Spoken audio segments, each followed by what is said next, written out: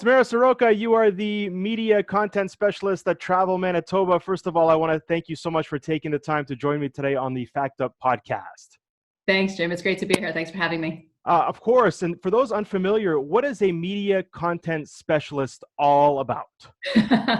Well, it's one of those, there's 25 different roles with all different names, but essentially what it is I handle or manage our media tour program. So working with travel journalists, content creators, basically anyone that writes about travel around the world. I go to meet, tell them all the great things there is to tell them about Manitoba in hopes that they'll come visit and write about it for their audiences. Is it easy to be the media content specialist in a place like Manitoba? Yes, actually, I have to say it really is. And it's funny. There's a lot, to talk about, but I think, from kind of a recognition standpoint, we have polar bears and beluga whales. How difficult can that be, to promote? In addition to, our wonderful cities and our, prairie skies. There's a lot. So yeah, no, it's a pretty easy gig I've got. I have to admit, I've had friends who have told me in the past, when you get to Thunder Bay, make a beeline for the Rockies. There's really nothing to see in the middle. Are they wrong, and why? Yeah, there's no question they're wrong. And that's not, I'm biased, obviously. I'm going to say that because I'm from here and because it's my job. But even aside from that, I will pass along the feedback that I get regularly from people that come to visit. That it's definitely an oversight. Winnipeg, Manitoba has widely been recognized as one of the most underrated places in Canada, and people who don't beeline through Manitoba and actually take the time to stop and look around and see things never regret it. In fact, every single time say, I can't believe it's taken me this long to get here. When can I come back? I should have stayed longer. That's the consistent feedback that we get everywhere, like everyone from, writers from Vancouver who've, been everywhere else in Canada to international journalists from Australia and England. It's consistent feedback that we get over and over again. So it's not just me saying it, it's everyone. Right. And why is it so underrated? And why has it continuously been underrated, especially from people who live in Canada and who have access to it without the need of a passport? How did it get to the point where it is so underrated? I think we Manitobans as a whole tend to be pretty critical. I think we're pretty hard on ourselves. I think we're not really, we haven't traditionally been really open to promote what we have. A lot of us don't really get out and see what there is available. It's kind of like a natural thing that when we go away, we leave the province too. So it's that, kind of coming around to getting people to see what's actually in your own backyard. I'm guilty of it. I moved to Toronto. I was gone for 13 years. I grew up in Winnipeg, moved to Toronto and the outskirts for 13 years. I came back, and it's funny. I always say, I just moved back to Winnipeg, when in reality, I'm in my 8th year, I think, that I've been back. Right. And the changes in the city and in the province have been unbelievable in that time. So I was gone for, a significant amount of time. But I think even seeing the changes that have taken place in the last 10 to 15 years, in Winnipeg in particular, but across the province, I think people just don't recognize how much it's changed, and maybe have driven, like you said, they drove through back in the 80s, but haven't been back since, and just haven't given it the opportunity to really see how much we've grown in that time. It's been spectacular, really, the changes in the city. Yeah. In the last 10 years. COVID has been a disaster for the tourism industry, and it's been devastating for food and travel and for several other industries. But would you say that COVID would make the staycation cool again?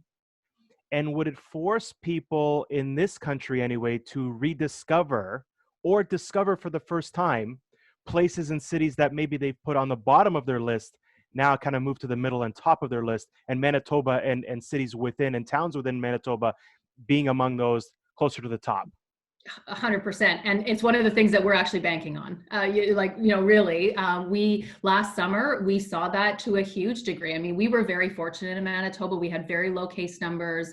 There was the typical quarantine where people, couldn't come into Manitoba. We couldn't leave. But within the province, we were pretty free to get out there and, and spend time outdoors and go to smaller places and really get a sense of what was all around us. And we heard that everywhere, like all over. It was Manitobans getting out and going to places around the province that they'd never been to. So from our perspective, 100%, like we've definitely seen that internally with our own residents. But now, even from what we're hearing across Canada, it seems to be the case. I mean, people want to go and see things, and why not go to a place that, maybe you've overlooked over time, and maybe they're hearing a little bit more about it because they're focusing more on other spots within Canada. So yeah, I mean, we're really we're hopeful, and we're planning for that we're going to see a big increase in visitation from places and from people that haven't been here before. So we're really excited about it. It's kind of one of, if you have to find the silver linings, as we all do, it's one of those silver linings for us, is it's really given us the opportunity to kind of create these new relationships with people that maybe otherwise wouldn't have considered coming.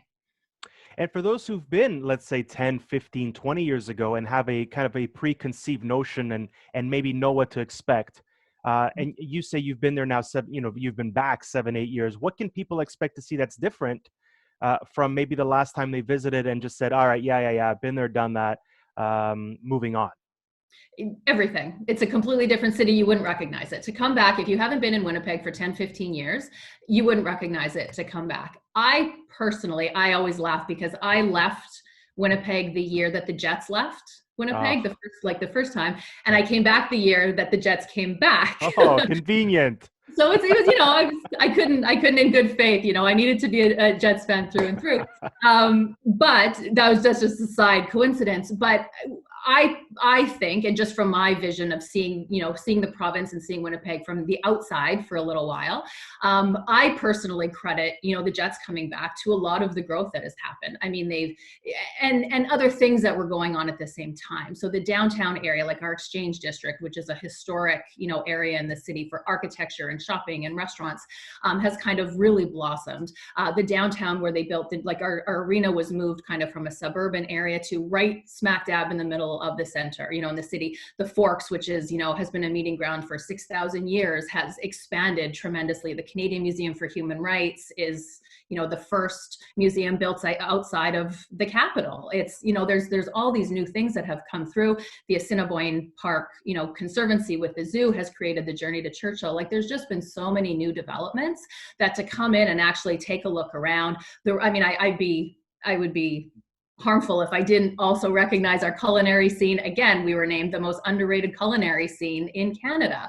The restaurants and, the chefs that we have coming in and doing really special things in the city has really just blown it open. And it's put us, on par with any of the other big cities in Canada. You mentioned all that, and you mentioned the polar bear capital, you mentioned Wales. A lot of people don't maybe realize that Winnipeg is also the cultural cradle of Canada.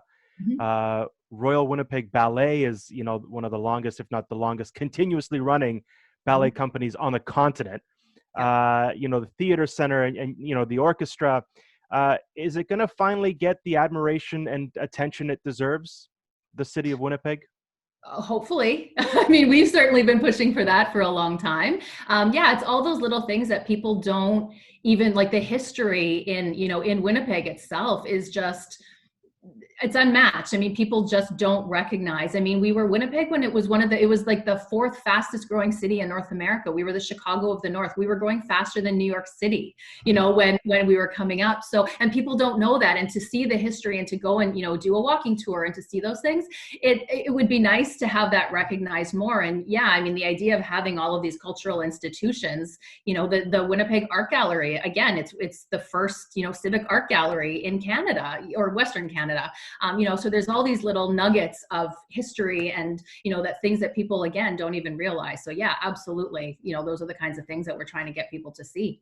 I'm an experiential guy. I've been talking about experiences well before it became fashionable and before the selfie. I'm 44. I'm old school. I do selfies, but it's more about immersing myself in the moment and the experience. You have a pile of festivals in Manitoba, Icelandic festival, and a very rich indigenous culture. And it's both, it's winter, it's spring, it's all year round. If I'm planning an itinerary, let's say now we're approaching summer, for 3-4 days, what's my itinerary for a summer, weekend getaway? And what's my itinerary for maybe a winter getaway to Manitoba? But you know what? Let's just make it to Winnipeg, because Manitoba's giant. So Yeah, 3 days okay, in that Winnipeg. helps a little bit. I was going to say, we'll do one for each, but I get it. I'm not crazy. I'm not going to ask you unanswerable questions, but maybe 3-4 days in the capital during the winter, 3-4 days in the summertime. What are we doing? I think, so you're coming into Winnipeg, your first stop for any visitor that hasn't been, or even has been, but it's been a while, the Forks is the number one stop. It's it's a National Historic Site. It's the center of the city. It's where the Assiniboine and the Red Rivers meet. There's lots to see, but there's tons of history right in the area. So you need to get to the Forks. There's a little market there that used to be, the stables for the railway that have all been turned into, unique restaurants, and there's shopping like with all local vendors and that sort of thing. So you got to hit the Forks. Right next door within the grounds is the Canadian Museum for Human Rights. As I mentioned, that's an absolute must visit. The architecture is spectacular. The content, of course, speaks for itself. It's heavy material, but also very uplifting. It's, their stories. It's a journey from darkness to light, figuratively and literally. So you can spend easily, you could spend an infinite number of time there. I think they have something like 700 hours of video content in that museum. Wow. So a day barely scratches the surface, but it's a nice place, to spend a few hours for sure. Assiniboine Park. The park, it was actually, it's in one of our residential areas. It was built by the architects were students of the people who designed Central Park in New York City. Very kind of similar, broad, large, like sprawling grounds. They have an outdoor, like a Tudor style theater where the Winnipeg Ballet, the orchestra will play free concerts in the summertime, movies for kids, they'll have like that sort of thing. Also home to the to the Assiniboine Park Zoo, which is, Journey to Churchill, which has orphan polar bears, that they bring down from Churchill that wouldn't otherwise survive. You can see them, a whole variety. It's the largest exhibit of northern species animals anywhere in Canada.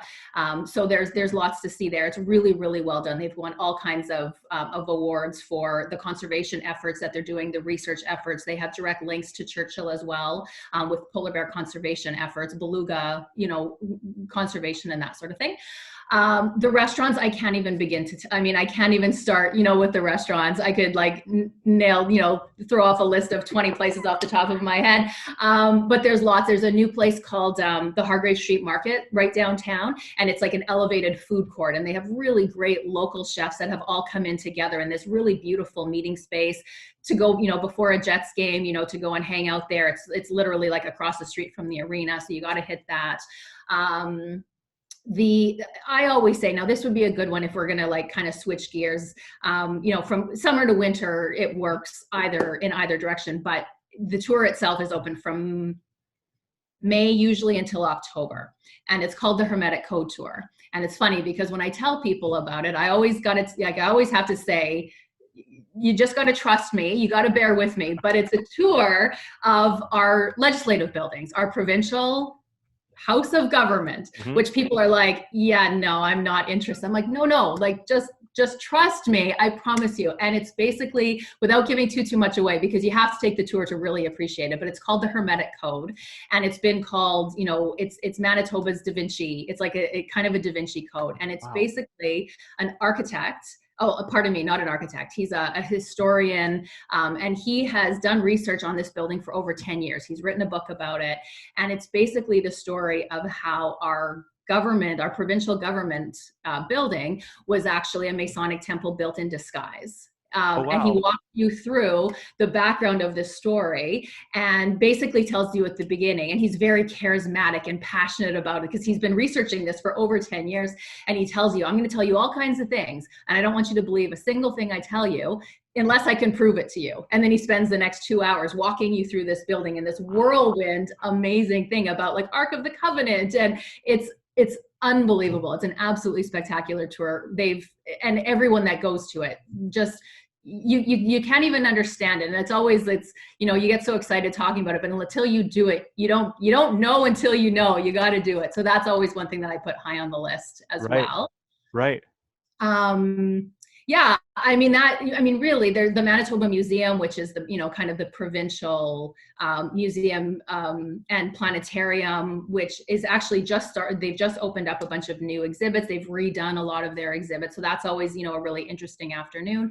And then just walking, you know, like I said, the Exchange District, it's like going back in time. The architecture is, you know, from the turn of the last century, I guess now, but it's the largest collection of Chicago style architecture anywhere left standing in high concentration. And just to walk through and stop in the shops, walk along the rivers, it's just a really beautiful spot, you know, where you can kind of spend a lot of time outdoors, you know, deke inside to these little spots. And just it's a good combination of just fun, quirky things and history and great food and everything kind of tied up into one. And correct me if I'm wrong, you also have the largest natural skating rink at just over 8.5K, correct? Well, it varies every year because it Okay. always depends on how the ice is frozen. But yeah, and the title goes back and forth often between us and Ottawa. It's a friendly rivalry that we have. But yes, it like this, I think last year last year it didn't open because it didn't freeze properly. But the year before, I think it was over 10 kilometers. Wow. And it's like there's warming, like they have an international design competition every year for warming huts that get placed, and warming being a relative term depending on the design, but really cool, you know, artsy buildings set up along the river. So you go skating and there's benches set up, and, you know, Christmas, you know, trees, kind of like pine trees set up along the way. And yeah, I mean, my office is actually at the Fork. So there's a group of us that go skating at lunch every day. You know, it doesn't matter. You know, it's great. Slackers. You guys are terrible. Right? I know. Well, you mentioned the food scene. Talk about the food scene. Where, I mean, you mentioned the chefs and you mentioned, you know, restaurants and a lot of great things happening. Talk about the evolution of that food scene from when you left to when you came back, and talk about I guess the multi-ethnicity of the food scene as well, and the explosion of being able to get anything you want really at all times of year from virtually every culture. Yeah. And that's very much, I mean, Winnipeg, as you know, as you mentioned, it's a cultural, you know, it's kind of like a multicultural cradle. We have, you name it, you know, we have all of these different ethnicities that come in and open up restaurants celebrating their own cuisine. So you go into certain areas and it doesn't matter. You want Ethiopian food? There, you know, there's three I can recommend. You want, you know, like hand pulled noodles from Southern China? We have that too. Like there's just such a wide range. I think the same thing. I mean, it started with, you know, a couple of really, you know, young chefs kind of coming up. They've either traveled, you know, outside of, you know, they've kind of left too, gone traveled around the world, and then have come back and, you know, have wanted to kind of elevate Manitoba scene a little bit and create these new restaurants. So everything from, you know, small plate, you know, sharing to, you know, the whole food to table. I mean, a chef here, his name is Ben Kramer, who basically like originated the, like in institutional. He started doing food in like in University of Winnipeg on their campus, and turning what is traditionally, you know, burgers and French fries in a university cafeteria to really well done, healthy meals that are affordable, and really kind of started the whole, you know, the food to table kind of movement in Winnipeg. He was kind of like the culinary godfather, everyone calls him. And he's kind of continued that work throughout. He's always the chef of the Winnipeg Folk Festival. You know, he does all of the meals for all of the volunteers, and it's something like 2,500 volunteers over the course of the weekend. And it's like really great high-end, you know, a culinary experience in itself. We have, you know, up until last year, Mandel Hitzer, who started Raw Almond, which, you know, I don't know if you're familiar with, but that is our pop-up restaurant on the frozen Red River in January, you know, for 3 weeks in January and February. I mean, when that started, it was a food and architecture collaboration, and where they built the structure right on the ice, and everyone was like, you're crazy. There's no way that is going to work. There's no way you're going to have an upscale 5-course tasting menu with chefs from around the world when it's minus 30 outside. And like, not only did it work, it ran for, you know, six years, I believe, and sold out every single year. Tickets for like literally 3 seatings a night for 3 weeks straight would sell out in 2.5 hours. So it's, you know, and the experience was always absolutely spectacular. So, I mean, there's little things like that have just kind of consistently built and built and just kind of made this name for Winnipeg of being this, like, you want to go eat, go to Winnipeg. You'll find things here that you won't find anywhere else. Usually when someone answers with the words, "You're crazy if you think that's going to work," usually really works well. Exactly, right? Exactly. And that Right? was certainly, I mean, in this case, I mean, they started in Winnipeg, right on, like right at the Forks, right on the Red River, but then they expanded. They've had in Riding Mountain National Park, west of, almost at the Saskatchewan border. They did one there, Gimli on the banks of Lake Winnipeg, which is a huge inland ocean, essentially. Mm-hmm. They did one there. They went to Tokyo one year and had one in Japan. So it became quite a big, event in Winnipeg, and all because these two friends, got together and said, hey, let's do something cool for culinary in Winnipeg. And it worked. Yeah. A really great risk that kind of benefited everyone everywhere. Right? Well, listen, you've had a long week, right? You're packing the car, you want to get on a personal getaway. Where are you going in Manitoba to find your zen? There's so many, like, they're literally, like, there's so, like, depending on which direction you want to go. I would have to say, well, I mean, we haven't even talked Churchill, but Churchill I can't get in the car because there's no roads there. So I would have to either fly or take the train. So we'll eliminate that one, but know that Churchill is one of the most special places on the planet. But if I'm hopping in my car, I'm probably going to Spirit Sands. It's Spruce Woods Provincial Park. It is about 200 kilometers or so west of Winnipeg. And it is this really beautiful park that is sand dunes. Technically they're not sand dunes, and we're always really careful about that, but they appear as if they're massive sand dunes, this kind of out of the middle of nowhere. You're driving through, prairie farmland, and then all of a sudden there's these huge sand hills with skinks and all kinds of these like desert kind of creatures. It looks like you're in the middle of a desert, which is kind of very different. Like, you wouldn't expect that, from a prairie province. And it's warm and it's beautiful, and the sunsets, like, it's just huge open skies. I went there not this past summer, but the summer before, and I stayed in a yurt in the provincial park. And let me tell you, it was just, didn't want to leave. I mean, you just sit there and you watch the sunrise. Well, no, pardon me. I didn't watch the sun. I don't do sunrises. I would watch the sunset. I would see pictures of the sunrise. I would do the sunset, and it's gorgeous. And the lake is beautiful, and there's fishing around, and it's just a beautiful, beautiful spot. That's kind of, if I'm looking for a place to relax and just get away from everything, that's where I'm going. Right. Sounds terrible, Tamara. It is. Yeah. Wow. Just like the Well, what lessons have your travels and your line of work taught you over the years that you find yourself applying in your everyday life? How has travel impacted your life on a personal level?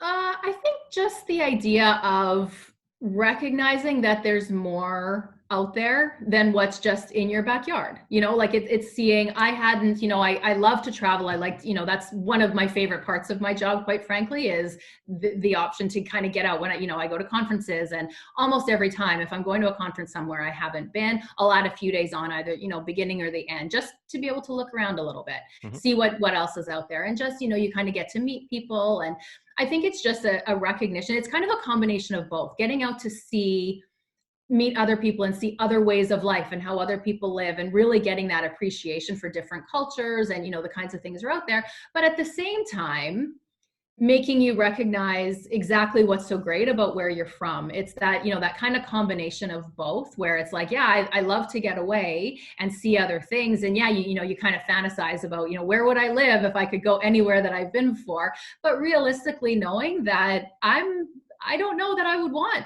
to go anywhere else anymore, which is a huge change for me. I wouldn't, 15 years ago, I would never have expected to say that. And now I wouldn't leave Manitoba. I mean, right. Would I get a vacation home somewhere on a beach for a few months in January, February, March? Yeah, okay. Sure, yeah. But I would always come back, I would always come back, because there's just, and I think seeing other places really makes you kind of recognize for, some of the really great things about where you're from. Well said. Well said. Rapid fire with you. I usually make this a 10 questioner. I'm going to make it an 11 because I have a question that I'd like to ask you right off the top. And there's nothing rapid about this. Take your time, okay? It's just a Okay. figure of speech. When you were living There's in no red Toronto. buzzer that I have to hit. No, none of that. None of that. But I have to ask you, when you were living in Toronto, did you become a Leafs fan? You know what? I did. And I'm embarrassed to admit it, but I did but I say that only because I didn't have a home team to cheer for. And yes, I did. And they did really well while I was there. I mean, there was one time where they made it like, and I was living right off of Yonge Street at St. Clair, and I was on like the 30th floor of this high-rise building. And I remember like the game was finishing, and the cars and the honking and the cheering went on to like 3 a.m. and it was a great time to be a Leafs fan. But that ended immediately once the announcement was made. That was it. They were cut. That was it. Well said again. I have full respect for them, but no, they're not my team. Okay, here we go. For real now, 10 Okay. questions. Okay. I just had to ask you that. It's believed that post-COVID, travelers are going to be yearning for more kind of intimate, close-knit experiences, socially conscious, traveling with purpose. 3 reasons why people should be considering heading to Manitoba. Aside from the specific, like the wildlife is always a good answer to that, and I think that idea of getting out to be able, like it's one thing to, go out to nature and camp and that sort of thing, which is a wonderful thing, that whole like connection with nature and being able to get out, to do that is wonderful. But I can't say less enough, I can't stress of like how amazing it is to see, polar bears and beluga whales in the wild. So, I mean, that for me in Manitoba is always one of the big draws. Right. Getting in and, our license plates say, and this should probably be my third one. I should try to think of something in the middle if you're asking for 3, but our license plates say friendly Manitoba. You cannot get away from the people in Manitoba. Super friendly, super welcoming. You come in here, you're made to feel like family. If you're not from around here, we will help you. If you stop on the street and ask anyone for directions, they're not only going to give you directions, they're going to give you, their opinions of where you should go. And hey, let me walk you over there. And, it just kind of becomes that very inclusive nature. Very much part of our, our kind of ethos and what we believe to be our community, essentially. And I again, just the misunderstanding isn't the right word, but the lack maybe of understanding of what Manitoba is, what we have to offer, the ability to be able to get someplace, to come and explore someplace that is relatively undiscovered, where it kind of gives you that sense of learning something new and being able to take away something that you haven't been able to experience. And I think particularly from a Canadian perspective, from Canadians who haven't been here before, I think it'll open people's eyes up a lot to what we have and say like, oh man, I can't believe it took me this long to get here. Yeah, I put myself in that boat. I would love to visit, hopefully sooner than later. Yeah. 3 words to describe your personal travel style. Oh, see, this is tricky because I'm kind of all over the place. If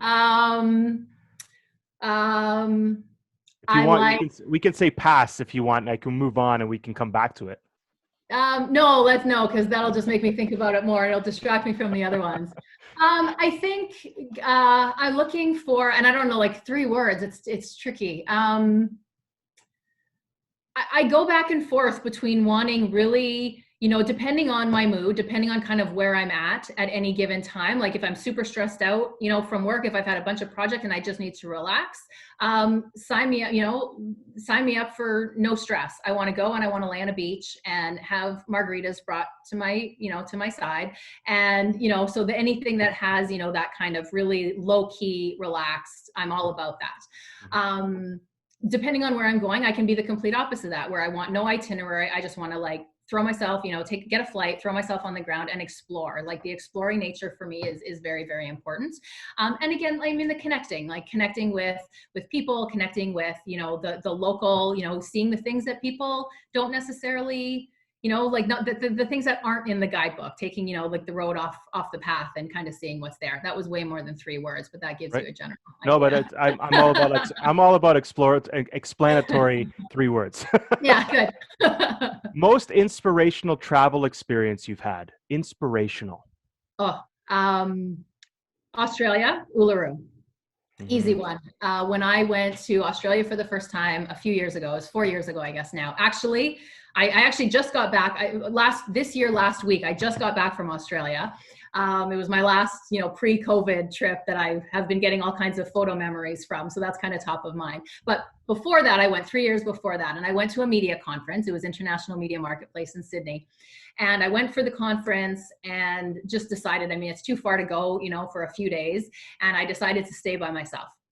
For about a week and a half, I went and I explored a little bit more of the country. And one of the places I've always wanted to go in Australia was Uluru. I used to be in Toronto. I was actually a travel agent, and I worked for a company that exclusively sold the South Pacific. So I've always known in my head that I need to go to Uluru. Never expected to go by myself. It was my first time really traveling, as a solo travel trip. And I went there, and it was mind-blowing, like just the history behind it and just the vastness of, and I mean, you look at pictures of it and yeah, you get a general sense of, this big red rock in the middle of nowhere. And when you fly over it, you can see, but until you're actually standing and hearing the stories of, the local indigenous people who have lived there for thousands of years, it opened my eyes to just a completely different way of life. Like just the idea that there's so much more out there than what we see on a daily basis. And it's taken me ever since then, like every now and again, I'll have this vision of, like the smell of like the dust, coming across, and, like my shoes that were caked in this super fine red, clay. And it just brings it back. And it's just for me, it was just a real reminder of, we're just small little things in this great big place. And I don't think you get a sense of that until you're at a place like that. It was incredible. Wow. Yeah, that's on my list too. Strongly recommend it if you have the opportunity. And go yourself. It just makes it that much better. Right. What's on your road trip mixtape? Oh geez, this is embarrassing. It's not Well, Milli no. Vanilli, is it? Because that's me. Yeah. It's what? That's Milli Vanilli. That's me. If we Well, share the Milli same Vanilli mixtape. it might make it on there actually. I was gonna say like 80s, pop dance, like 80s into early 90s is kind of my scene. Although generally when I'm driving, I listen to country almost exclusively just because it's easy to sing along to. I'm a big fan of, Zach Brown Band and, those kinds of things. So that would probably be my go-to, but you can't, I mean, Madonna from the mid 80s, you just can't go wrong. Don't even get me started. It's awesome. Excellent. What's your favorite Slurpee flavor? Grape. Okay. Grape. And I just had one yesterday, in fact. Just yesterday, I had a grape Slurpee. When I was younger, it would have mixed. It would have been a mix, grape and cream soda. But now I it's know. full. One and then the other, and then Yeah. most memorable travel memory as a kid. As a kid, when I went camping, my parents, my grandparents, aunt and uncle, we all went camping to Brereton Lake here in Manitoba. And we were tent camping, of course. And we were on this kind of big hill and woke up in the middle of the night and could hear something. We didn't really pay much attention. I'm like, tapping my dad, hey, like, Dad, what is that? And you kind of hear like a scraping.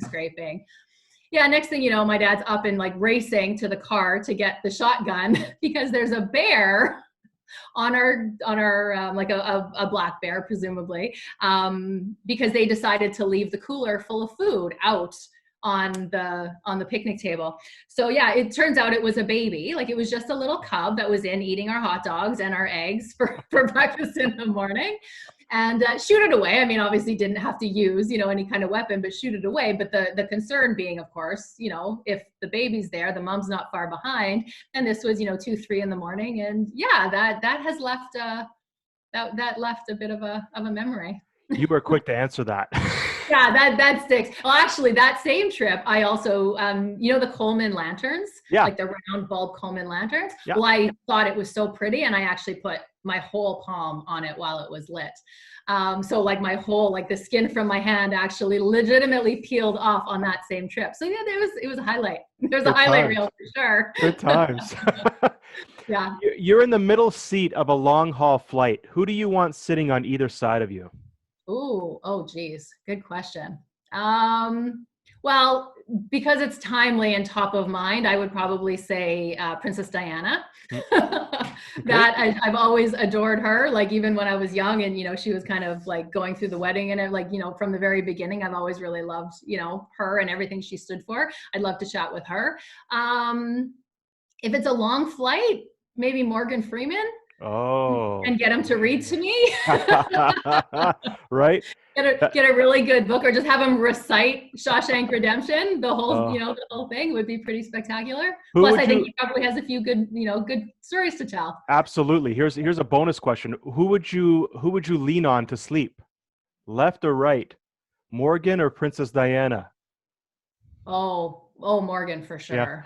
Yeah, because I feel like he would be like gentle, like lullaby, like the odd like grandfatherly pat on the head. Yeah, for sure. Biggest travel pet peeve? Oh, geez, I have lots of these. But since we're talking about flights, probably people forcing their way to the front of a plane before they're like, if they're sitting at the back and forcing their way up before it's their time. Drives me, up the wall. Yeah. And I've been known to like actively insert myself into the place. Not so friendly Manitoba. No, I'll ask, I'll ask if they have an emergency, but otherwise, no, Right. We're civilized people here. What do you do on a trip to completely immerse yourself in an experience? How do you immerse yourself in a moment?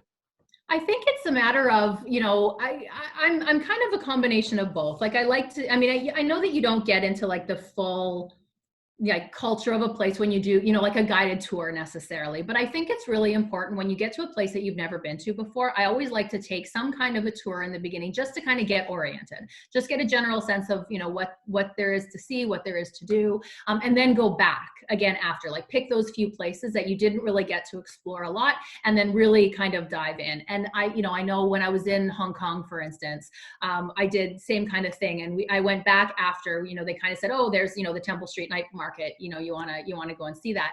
And going back the next night, again, on my own, not in a group, not with people, that I necessarily, would kind of distract or give some kind of comfort because you're with other people, that can kind of help you walk through. Going out and actually traveling alone, I think, is one of the ways that I've really been able to really get to know a place a little bit better, because you don't have an option but communicate with other people. You don't have a choice but actually go and ask people for help or get opinions and, and really kind of get a sense of, what to do, where to go. And getting lost in, a foreign place, you meet people and it can be a little scary, but on the other hand, it can be really fulfilling too. Once you kind of make that connection with someone, I think that's probably a highlight for me. Absolutely. My last question. Why do you travel? Oh, just to see everything. It's just, I'm one of those, I feel very strongly that I very rarely go back to anywhere that I've been before, just because there's so many places that I want to see. There's so many places that I want to experience that why would I go back to someplace I've been before? And I think it's just a matter of getting out and seeing different things in the world. It's not being kind of like tied into the one thing that I've always known, and and it's getting to meet new people and make friendships with people from around the world. It's just something that I feel, I don't know, it kind of just helps you live better. I think that sounds very grandiose, but it's important. Absolutely. Everybody get to Brandon, get to Churchill, get to Gimli, get to Winnipeg, get to Manitoba, guys. Tamara Soroka, thank you so much. Travel Manitoba, thank you so much for taking the time today to join me on the Fact Up podcast. I wish you and your family and your circle continued health and happiness going forward, and all the best post-COVID to get everyone to Manitoba and explore the beautiful experiences to be had. Amazing. Thanks so much, Jim. It was a lot of fun. Thank you. Take care.